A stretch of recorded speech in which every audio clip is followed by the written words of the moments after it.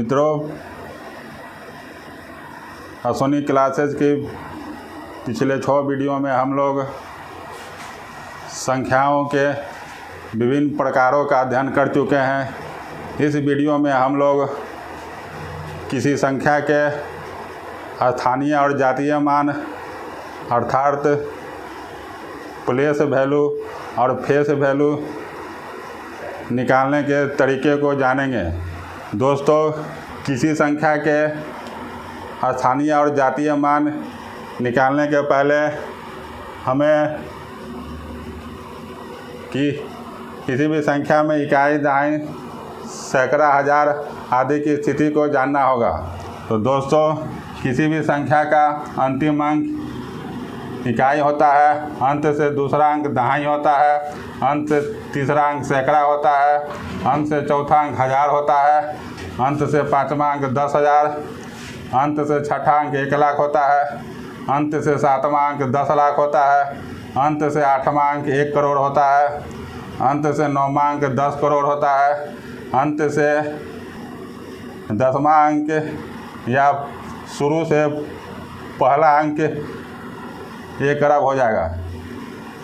एक बार फिर से सुन लें। किसी संख्या का अंतिम अंक इकाई, अंतिम से दूसरा अंक दहाई, अंतिम से तीसरा अंक सैकड़ा, अंतिम से चौथा अंक हजार, अंतिम से पाँचवा अंक 10,000, अंतिम से छठा अंक 1 लाख, अंतिम से सातवां अंक 10 लाख, अंतिम से आठवां अंक 1 करोड़, अंतिम से नौवां अंक 10 करोड़ और अंतिम से 10वां अंक 1 अरब हो जाएगा।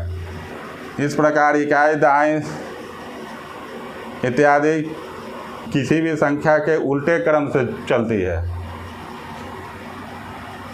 दोस्तों, अब हम इसे अच्छी प्रकार से समझने के लिए 10 अंकों की एक संख्या का उदाहरण लेते हैं। आपको पता है कि आपका मोबाइल नंबर 10 अंकों का होता है, तो मैं अपने मोबाइल नंबर के आधार पर आपको इकाई, दहाई से सैकड़ा, हजार के विषय में और अच्छी प्रकार से समझाऊंगा। और 8804632764।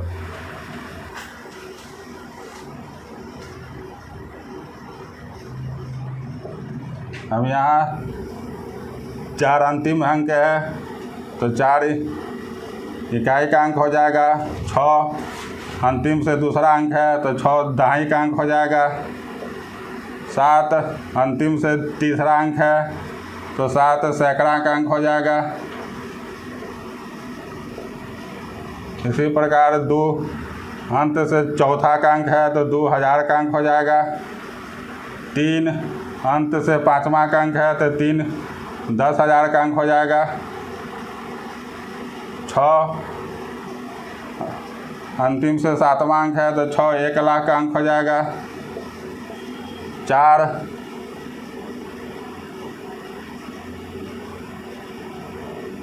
अंतिम से सातवां अंक है, तो 4 10 लाख का हो जाएगा। 0 अंतिम से आठवां अंक है, इसलिए 0 1 करोड़ का अंक हो जाएगा। 8 अंतिम से 9वां अंक है, तो 8 10 करोड़ का अंक हो जाएगा। फिर से 8 अंतिम से 10वां या पहला अंक है, तो 8 1 अरब का अंक हो जाएगा। दोस्तों, मुझे उम्मीद है कि अब आप इकाई, दहाई, सैकड़ा, हजार को अच्छी प्रकार से समझ गए होंगे। अब हम लोग किसी संख्या के स्थानीय मान और जातीय मान को निकालने के तरीके को जानेंगे। किसी संख्या के स्थान का वैल्यू ही वास्तव में उसका स्थानीय मान होता है। जैसे यदि इकाई के स्थान पर है, तो हम उस संख्या का स्थानीय मान निकालने के लिए उसमें 1 से गुना कर देंगे। यदि संख्या दहाई के स्थान पर है, तो उसका स्थानीय मान निकालने के लिए 10 से गुना कर देंगे। यदि संख्या सैकड़ा के स्थान पर है,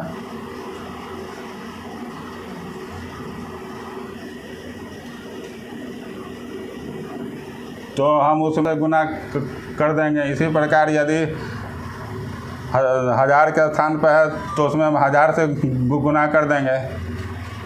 इस प्रकार संख्या इकाई दहाई से सैकड़ा हजार या जिस भी स्थान पर हो उसका स्थानीय मान निकालने के लिए उस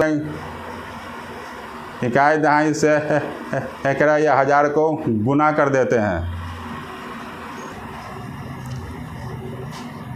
मान लीजिए 859 में हमें 5 का स्थानीय मान निकालना है, तो 5 यहाँ दहाई के स्थान पर है, तो 5 का स्थानीय मान 5 गुना 10 बराबर 50 हो जाएगा। यदि हमें 8 का स्थानीय मान निकालना होगा तो 8 सैकड़ा के स्थान पर है, तो यहाँ हम 8 का स्थानीय मान निकालने के लिए 8 में 100 से गुना कर देंगे तो 800 हो जाएगा। इसी प्रकार यदि हमें 9 का स्थानीय मान निकालना होगा तो 9 इकाई के स्थान पर है, तो हम 9 में 1 से गुना कर देंगे बराबर 9, तो 9 का स्थानीय मान हो जाएगा। दोस्तों वास्तव में कि किसी भी संख्या का निर्माण उसके स्थानीय मान के ही आधार पर होता है। अब इसे मैं उदाहरण द्वारा स्पष्ट करता हूँ। 84 एक संख्या लेते हैं। यहाँ पर 7 सैकड़ा के स्थान पर है, इसलिए 7 का स्थानीय मान 7 गुना 100 बराबर 700 हो जाएगा। इसी प्रकार 8 दहाई के स्थान पर है, तो 8 का स्थानीय मान 8 गुना 10 बराबर 80 हो जाएगा। और 4 इकाई के स्थान पर है, तो 4 के इकाई का तो 4 का स्थानीय मान 4 गुना 1 बराबर 4 हो जाएगा।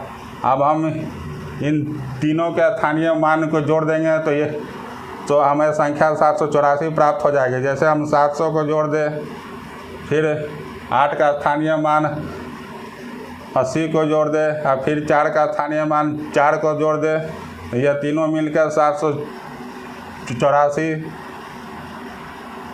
हो गया। इस प्रकार हमें संख्या प्राप्त हो गया।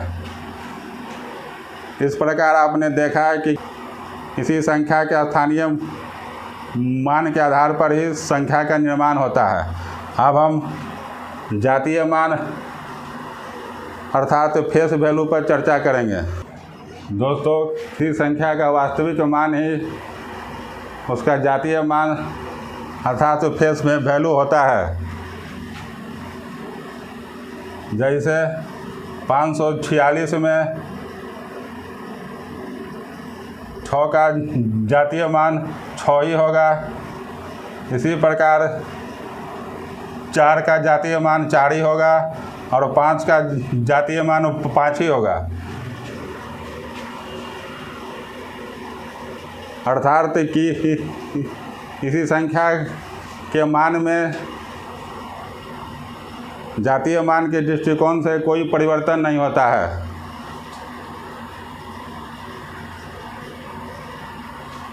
दोस्तों अब हम कुछ प्रतियोगिता परीक्षा में जातीय मान और स्थानीय मान से जुड़े हुए प्रश्नों को हल करते हैं। पहले प्रश्न में 87,564 में 5 के स्थानीय और जातीय मान का अंतर पूछा गया है।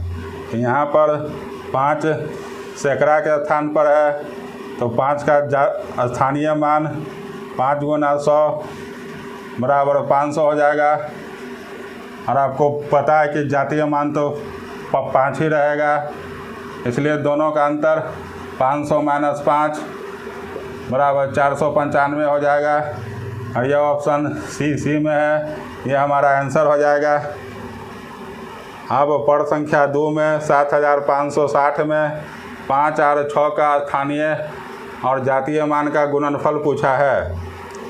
यहाँ 5 का स्थानीय मान 5 सैकड़ा के स्थान पर है, इसलिए 5 का स्थानीय मान 5 गुना 100 बराबर 500 हो जाएगा। और 6 दहाई के स्थान पर है, इसलिए 6 का स्थानीय मान 6 गुना 10 बराबर 60 हो जाएगा। अब हम इन दोनों को गुना कर देंगे तो 500 गुना 60 बराबर 30,000 हो जाएगा। यह ऑप्शन और यही हमारा आंसर हो जाएगा।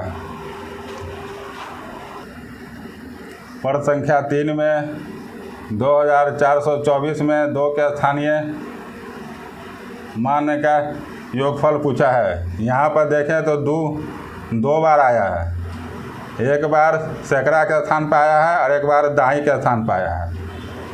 तो हम पहला 2 का स्थानीय मान निकालते हैं जो दाई के स्थान पर है। तो पहला 2 का स्थानीय मान 2 गुना 10 बराबर 20 हो जाएगा और दूसरा 2000 के नाम 1000 के स्थान पर है, इसलिए दूसरा 2 का स्थानीय मान 2 गुना 1000 बराबर 2000 हो जाएगा। अब हम इन दोनों को मानों को जोड़ देंगे, वही हमारा आंसर हो जाएगा। तो आंसर होगा 2000 प्लस 20 बराबर 2020। यह ऑप्शन डी में है, यह हमारा आंसर हो गया।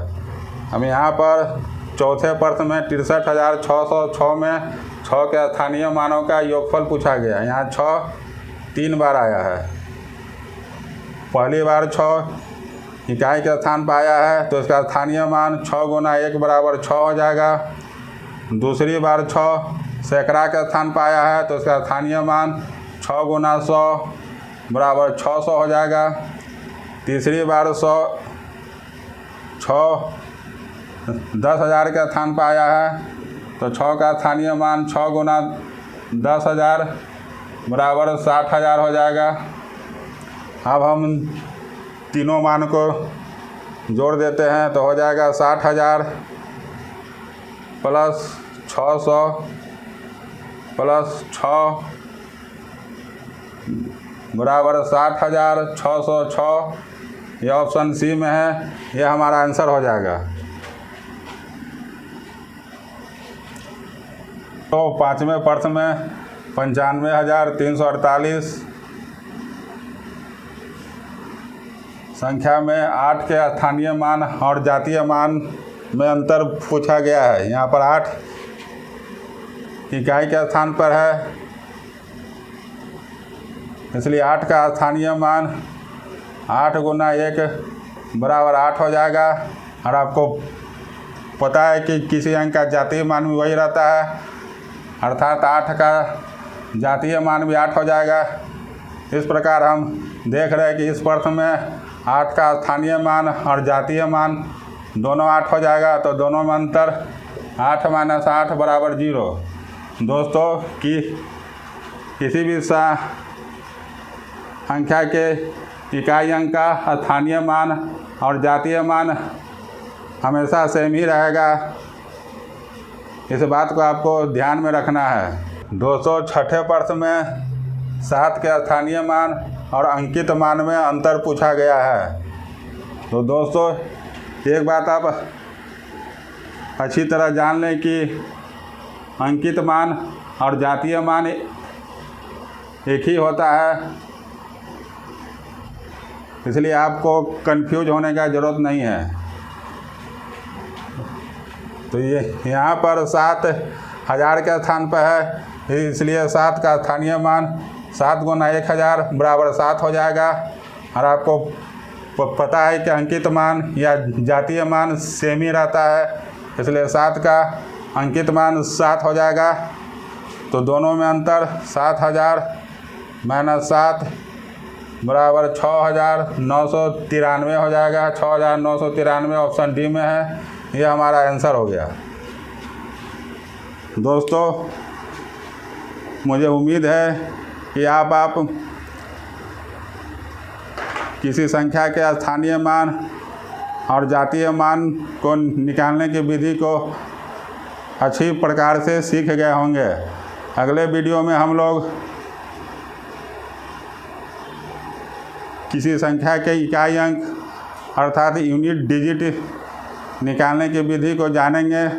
तब तक के लिए धन्यवाद।